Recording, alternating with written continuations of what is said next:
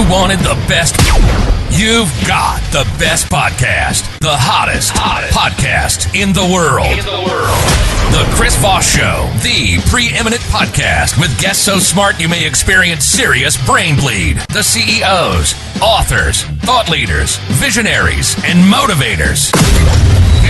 Get ready. Strap yourself in. Keep your hands, arms, and legs inside the vehicle at all times, because you're about to go on a monster education roller coaster with your brain. Now, here's your host, Chris Voss. I'm Moses Voss here from thechrisvossshow.com. There you go, ladies and gentlemen. She does that so well. She does it so beautifully. That operatic Iron Lady delivery is far better than I ever did it for the first 15 years. Welcome to the big show, my family and friends.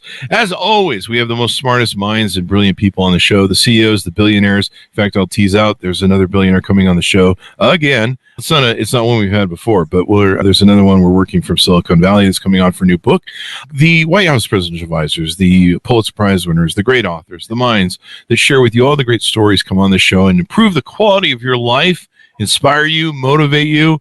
And then I'm just some idiot with the mic who makes the guest look good. So it's all about the guests, folks. But in the meantime, refer the show to your family, friends, and relatives. Go to goodreads.com/Chris Voss, LinkedIn.com/Chris Voss. Subscribe to that big LinkedIn newsletter, the 130,000 LinkedIn group, and all the places we are on TikTok and Facebook. We have an amazing gentleman on the show. Steve Bederman joins us on the show today. We're going to be talking about everything he does and some really cool stuff to inspire and educate people. He's the CEO of Noble Biz. And he also has an amazing podcast that he launched. I love the title of this thing, Lessons I've Learned in No Particular Order. Steve Bederman is the CEO of Noble Biz and a true leader and influencer within the contact center space. He started as a call agent some 40 years ago, and soon enough, he had his own sales team. In his podcast series, Steve is sharing with you something that he's been working on for his lifetime. A glimpse into what it's like behind the scenes of being a CEO, a collection of lessons and learned in the pursuit of true purpose in business and courageous leadership. His years of experience in business brought him today to discuss life experiences, lessons learned, tipping points, and everything it takes to become and continue to be a great entrepreneur and crush it with your business. He's also an Amazon best-selling author of 4 corporate thrillers, and he wrote and spoke for many leading contact center publications and guides his life by the motto, make a promise, keep a promise, because the loan sharks like that. Welcome to the show. How are you, Steve? Hey, Chris. Make a promise, keep a promise. Let me get my list of loan sharks. And I was just gonna say, because your bank loan likes that, but loan sharks are funny. Yeah, that's right. So. Thanks for introducing me. I was glad to hear who I was too. So thanks for filling me in as well.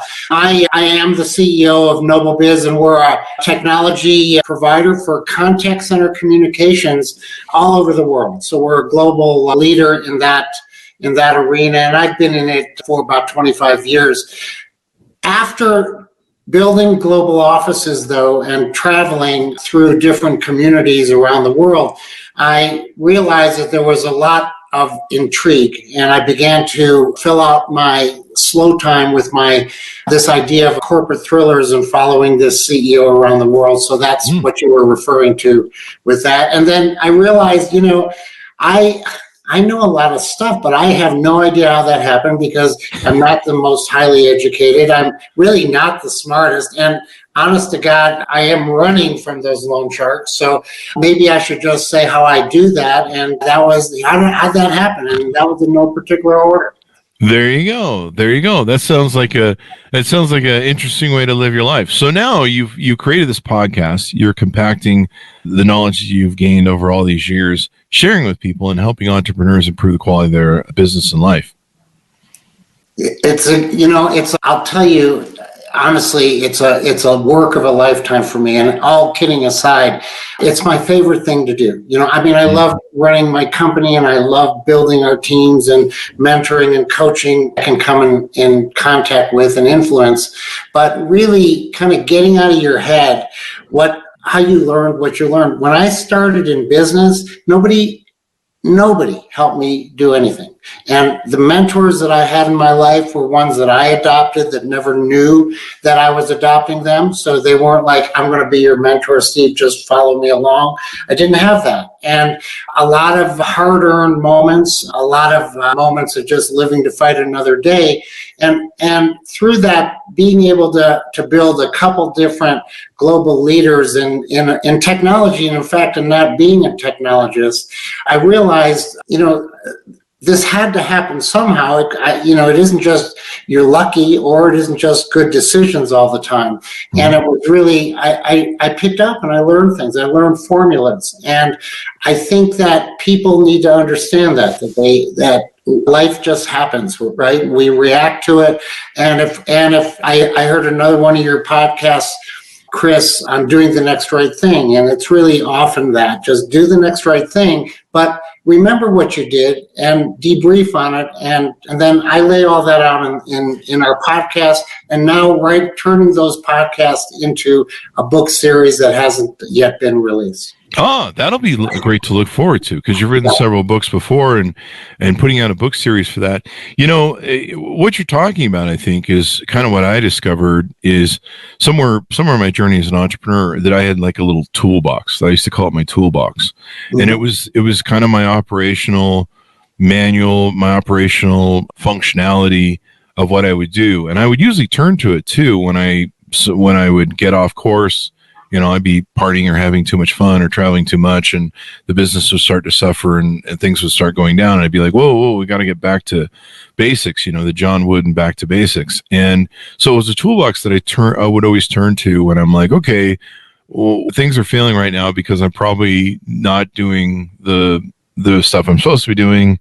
And then, of course, there were lots of problem solving things in that toolbox. And so it sounds like you're talking about some of the tools that and patterns and mechanisms that you used over history. I love that because it's in alignment with what I'm talking about. Mm-hmm. I'll tell you a short story. Years ago, this was 2004-ish. I had one of my offices was in Pakistan, and I was in Pakistan and invited onto their equivalent of like the Today Show, kind of a format. And when I went on it, I thought they would be talking about our company, and they didn't. They began to ask me questions about the world and things I believed in, and social structure and global economy. And honestly, up until that point in my life, all I was doing was fighting to build a business. And so my thinking was very narrow. I got through it. I muddled through it. I don't really know that they noticed it as much as I was embarrassed. And when I got on my airplane, I was flying home. I was still so uncomfortable. Instead of sleeping, I pulled out a legal pad with a pen and said, I don't know what I even believe in. What do I believe in? And I started to bullet point, not deep thoughts, everything I believed in. And I was like shocked at how many pages of things I actually believed in, because if you'd have truly asked me, I'd say, I believe in this thing, one thing. Go make money, or, go whatever, type of a thing. So I write all this out, and it was this kind of an emptying of my soul, and it took hours, and I kept going back to it. And I recognized pretty soon afterwards how comfortable I was starting to feel comfortable in my business in parallel with this. Mm-hmm. And I realized that you can't really be successful. You can't really make decisions unless that are dependable and that come back to your toolkit you referred to and those formulas and patterns, unless you know who you are. So how do I believe about the world? How do I believe socially, personally, on and on and on? And once you lay that out and come to an agreement that you are a bundle of conflict, and there isn't necessarily consistency in that, but it is who you are, it's much easier to make decisions and to get to those formulas that, you see, business is based upon a pretty simple piece here, and it's you have to make decisions. We're paid in management to make decisions. Mm-hmm. So make your decision, and don't make it so laborious that you forget that tomorrow, if you made the wrong decision, just go make another decision. And to do that requires you to know your belief system. And it took me ever to recognize I needed to know what I believed in first, instead of how I did it in midstream. And it's one of the lessons in my series, which is talking about how do you get to what you believe in. And it's pretty straightforward and simple. We are who we are. So let's just face it, look in the mirror. There you go. And you're right. That belief system, your values, maybe some people could say, it gives you a compass to work from. Because if you don't, you're kind of rudderless. You're just kind of, I believe in whatever's going on today. Right. And by the way, that's an interesting point. Although we aren't exactly rudderless, because we think we know what we believe in. We think we know what we like to eat or how we like to think. But we don't ever do any debrief on it, right? Unless you're in a conversation, and then you really only say what fits you into that group at that time. Yeah. So it's really about the courage to look at yourself and just don't criticize it. Don't judge yourself. Mm-hmm. You don't have to judge yourself just because you like one thing and don't like something else that other people do or don't. There you go. That is a great tool. Let's talk a little bit about your upbringing, your history. What shaped you into being an entrepreneur? What was your childhood life like? And how did you find your way into entrepreneurism? Really, really interesting. Do you have 3 days? Let me begin on day one. No, I was raised very normal, a doctor's family. Too bad. Normal. That's too bad. I'm Jewish, and I grew up in a non-Jewish neighborhood where I was the only one, so I was the one that everybody pounded on in Chicago. Geez. And told by my father, you can't come in, defend who you are. I don't want to be that. You don't have a choice. Go out, fight. So I kind of learned how to defend the skinny little guy, defend themselves. Mm-hmm. And what's an interesting thing is I was in this highly motivated mother and father driven family. I never had any plans, ever. I was a tennis player. I was sponsored by Spalding, and I played tennis for my childhood around the country, and that seemed to be okay. that worked. I worked hard. I was disciplined. I knew how to do that. And when I got my scholarship offers, I looked at him and I told my dad, "No way, I'm not playing anymore. I'm done." And he's like, "Well, then I'm not paying. Okay, you ain't playing, I'm not paying." And so I was like, "Okay, that's fine." And so I became the ultimate drifter, hippie, really? James Michener, travel around the world and drift and played guitar on street corners for sandwiches. And how long did you do that? When I was 18, instead of going to college, I was traveling around Europe and then Israel because they took me, and I just lived in parks and lived on beaches and played music, put a blanket out and played music, and people would throw coins or bring you. In those days in Europe, they were called discos, but they weren't really what we think of that. They were like coffee houses, and a lot of pillows and a lot of dope and things like that. Dope. Oh, wow. I see what the angle was here now. Yeah. So this is all coming together for me now and making sense. When I went to college, I finally came back and did pay for myself to go to college. I needed to pay for myself. Yeah. So I began to play guitar in bars. It beat the hell out of the first job, which was working in a nursing home. Oh. And I kept walking by this bar where there was music, and I begged my way in. "Hey, can I play one night?" And I put a cup out and made a lot of money. And this is really way better than what I was doing. And began to do it, but I never finished college. I ended up in a recording contract situation and took it and did music, and then met my wife and left my family sort of disowned me for being a bum. Not really a bum. I was making good. Yeah, you were doing your way.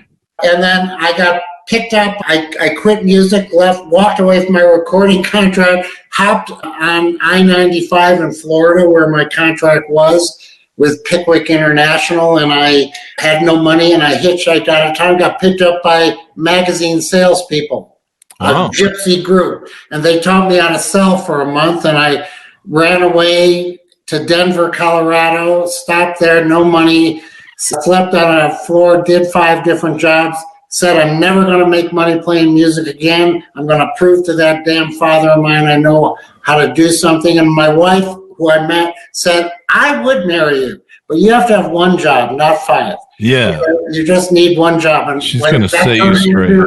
She was that job drove me into business, into wanting more, and starting to force other people to mentor me and educate me by my listening to them. And steps go to the next step. But just like my books, it's in no particular order, right?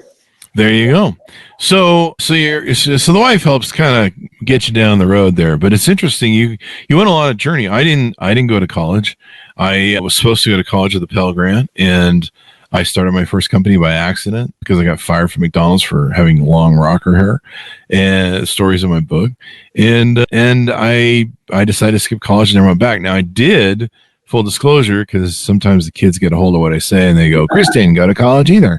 And no, I ordered Harvard Business Review magazines, the quarterlies, and I ordered some courses from them on how to run a business, and I read every business book I can find. I gave myself my own MBA, and that's what I did. So just skipping college doesn't work, but it sounds like you learned some things from those journeys you went through, sales and other things. I did what you did. I'm so happy you said what you said, because I've never heard anybody else but me. I did it for you, man. I knew you would be eventually on the show. You now know that story of mine, but I got to a point to where I kind of lied myself into a corporate job, and I was in it running a marketing group in a large major corp, and I was sitting in this room with these MBAs, and they all had a lot to talk about, and I had nothing to talk about with them. And I realized pretty quickly that the only way I was going to stay in that room or go beyond that room was I had to get results. But I also realized that I envied their education. So while working towards recognizing what results were necessary, I came upon this idea that I would educate myself, and I began to pick up books to read, and I'd go to the library and do it, but I didn't like it because it was too heavy, reading a whole book, right? So I said, okay, I'm just going to read a chapter in a book, and then a day. And then I did that, and I'm very disciplined. And then it was like, no, I don't, that's kind of boring too. It's the same book. I get it. It didn't take me the whole book to get the message. So then I started to get books and say, on any given day, I'm going to open it up, and wherever I open it up, I'm going to read that for 10 pages to a chapter. And I did that for 27 years, every day. Wow. I read. And anything. And I'll bet you'll agree with this, that there wasn't any epiphany in anything you read. It was that you filled up your head with a lot of information that that naturally your kind of computer on top of your neck taps into through your life. Yeah. I think we mentioned this the other day. There's things that you learn on your journey and going through some of these ways, and sometimes non-conventional ways, where you pick up things that you actually need to know. And so, like for me, I knew that I wanted to eventually run a major, more multi-million-dollar company someday, and I wanted to be CEO, and I want to have thousands of employees. And I knew that I needed to prepare for that, because you just don't. You gotta be an idiot if you think you're just going to show up and swing that home run. And so I prepared for what that day would become, and I read everything I was. But we were talking the other day. There's a famous story that Steve Jobs does it on a speech. You can Google it if you want. He tells a story at a speech at a college, and he tells a story about how he flunked out of college. He hated college. He just kind of dropped out and quit, but he would go to the one or two classes that really appealed to him. And one of them was typefacing, I think it's called, or typefacing and fonts, and the creation of of all the different fonts that are out there and stuff. And that really appealed to him for some reason. He just really liked it. And he would sneak into the class because he quit college and take the class. And at the time, he probably didn't, I don't know if he realized that he would be utilizing it to make himself a fortune, but he eventually, when he started Apple Computer, found that the word processor and being able to use different typefaces to design, posters and stationery and business cards and all the things the early Apple Computer was great for doing, that was revolutionary for him having that knowledge. And if he hadn't done that, you have to, they might have turned Apple Computer, I don't know, into Atari because they used to work for them. Him and what's his face? That story, by the way, and just to break in, because I think it says to you or me or Steve Jobs, we've all done pretty well. We've made a lot of mistakes along the road. Ultimately, the outcome of looking through your experience was it worked out, and it doesn't mean for me that I don't believe in education. In fact, I do, and I do visiting things at programs in different universities. But so I support education, but no matter what choices you make as you're growing, the key isn't how you get educated. Often it's always choosing to move forward and not just pause and not just be paralyzed. Yep. And being able to utilize what you've learned is so important too. Recently I was banging through, I had set some goal last year that I was going to read like 100 to 200 books, and I was banging through Audible at like 2 times X.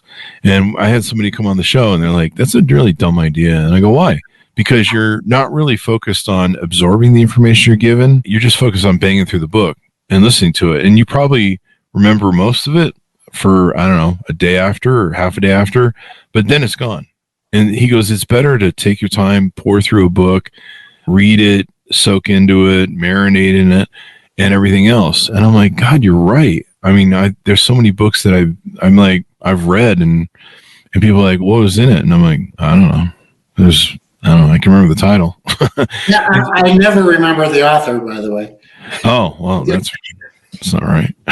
You just blow through them. So being able to soak in and learn what you're marinating, and it's interesting how these different journeys shape your life. Like I've met CEOs of huge companies that they had a liberal arts college degree, and they're like, Chris, it seems weird that I didn't have an MBA or some sort of business degree, but actually I learned more on how to be a great CEO and how to handle people and be empathetic and lead through liberal arts than I might have through an MBA. And I didn't learn how to be a CEO until years of being a CEO and realizing I didn't know what a CEO did. and I actually, fortunately, by that time, there were search engines, and I went to them and I put in, what does a CEO do? And I began to do that reading for the next decade or so. But honestly, though, we get to be who we get to be because we want something, and we're and that's the one thing you can't give anybody, which is if they're driven enough to make choices and to walk forward. And I refer it back to my mom. My mom had polio when I was born, and when she walked, you would hear her knee crack because it was bone on bone, and she would walk with her cane, and you'd hear this down the hall. And my mom she was one of the top narrators for audiobooks for the Library of Congress for many years. And she did that as a volunteer, actually. But so she really was excellent in her drive. And there was a lot that held her back, right? Like she couldn't drive. She couldn't drive with the right leg. She had to drive with the left leg. She had to get a car to do it that way. But everything she wanted, she ended up doing. And when I think about wanting to stop, or when I'm in pain and I just can't, or I'm just demoralized, any of those things that happen to all of us, I think I fortunately have the gift of remembering my mom's knee cracking, walking down the hall because she kept taking another step forward. Wow. And so the lesson there is to always take another step forward. Yeah. There's going to be pain. There's going to be issues. There's going to be tribulations. And sometimes, I've learned that in my life, sometimes when you feel like you want to stop or you feel want to crumble to your knees in the darkest moments, the most cathartic things, sometimes the best thing to do is just keep moving. Let's think about it, Chris. You do a lot of these, right? You do a lot of these moments. Mm-hmm. And there have to be moments where you go, oh my gosh, another day, I've got to do these. Mm-hmm. And we all face those, but you do it. So, but you step in and you do it. And whether it's before, in the first minute, 10 minutes into it, or maybe at the end, you realize that something good happened there. And push you forward. And that's the thing is, don't judge, just do. Just do. There's always a light at the end of the tunnel. There's always a time where, and I used to hate it when people used to say it to me sometimes in my dark moments. They're like, someday you're going to laugh about this. You're going to look back and laugh about this. And I'm like, in the meantime, I'm going to punch you in the face. But it's true. And I've learned it over life to accept it. But it's interesting how we all go through these dark moments, and there is a light at the end of the tunnel. Yeah. And so by keeping moving, you're closing the distance to the light at the end of the tunnel. You're getting closer there. It is what it is, but you've got to fight through it and keep moving. You cannot let it cripple you. You cannot let it stop you. You cannot let it break you down. You have to keep moving. Sometimes, even though it's the most painful thing you're going to do, even though it's going to hurt, even though it seems worthless, it seems like why bother? You have to keep moving, because once you stop, you're dead. So right. And then what? Life is like the weather. The clouds come, the rain and the sun comes too, and do your best to embrace all of it. I'll tell you one last thing. I had a moment where I spent my whole life looking for my father's approval because, I didn't do the path that he wanted. Yeah. He was a driver and didn't like that I had built this global company without the education that he believed in. And he didn't like it at all. And I had a moment in Washington, D.C.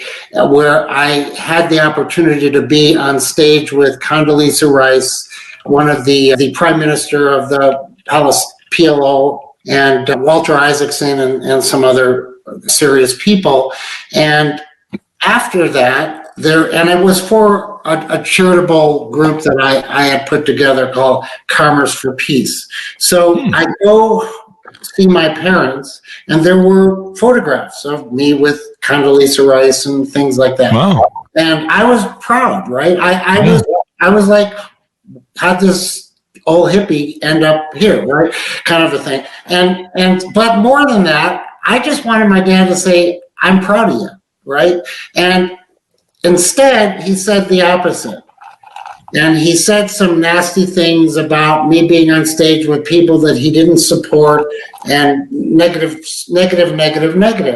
And I walked out of there, really maybe one of the serious moments of demoralization in my life, which was I thought I was something and I'm still nothing.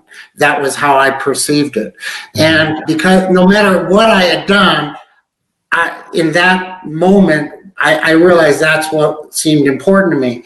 And it took me some time, but the time it took me was time I kind of put it aside and kept moving forward, gained perspective. And I'll tell you today, I'm proud as hell of who I am. There you go. And I'm just sorry for him that he didn't get it. There you go.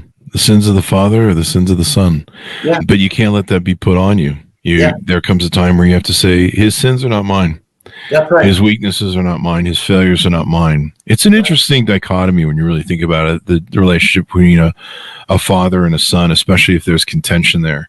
Yes. And jealousy, and there's just issues. And me and my father had that. I was lucky enough that at the end, but when it seemed like in the last few months as we were coming to the end, that we were worn down. He'd seen some psychiatrists that had opened his eyes that his narcissism would have been too harsh throughout life.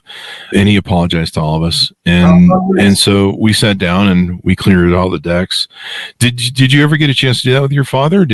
Only in a way, but by then he was a bit addled, and it was hard to take it for what it was. But what I did do is I spent a lot of time with my dad. He was in a retirement center in Florida, and I would fly down from Denver every weekend of his last year, every weekend, and just hang. Just hang. And life is about, you have to do what's important to you, not what's important to you because of that other person. Mm-hmm. You just do what's right. I mean, people were saying to me, why are you devoting so much time to him? He doesn't like you. And I'm like, but it's not really about him. It's about me. It's about you. It's what I need to do. So I have a suggestion, Chris.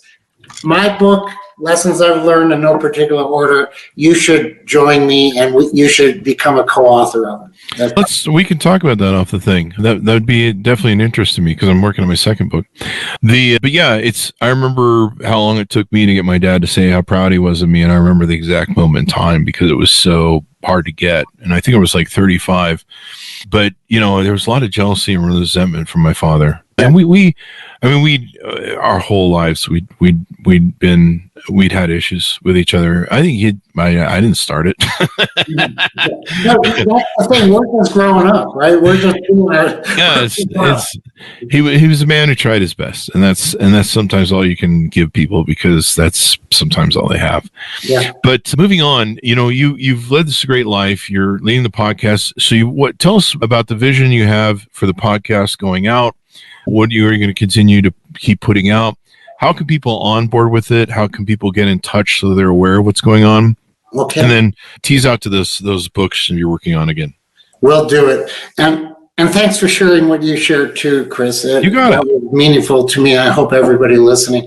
So why am I doing this? I'm putting this series. I have done this series. There are over 40 episodes now. Lessons I've learned in no particular order. And most of them are related to business, but life being related to business, and it all really being somewhat the same decision process. I think it's helpful to everybody. I think for me, I had this very hard desire to have somebody tell me and help me. And nobody really was willing to do it. Maybe I wasn't willing to ask. I don't know. And so I got to a point where you begin to think about your legacy, not for 20 centuries from now, but just, what can I leave?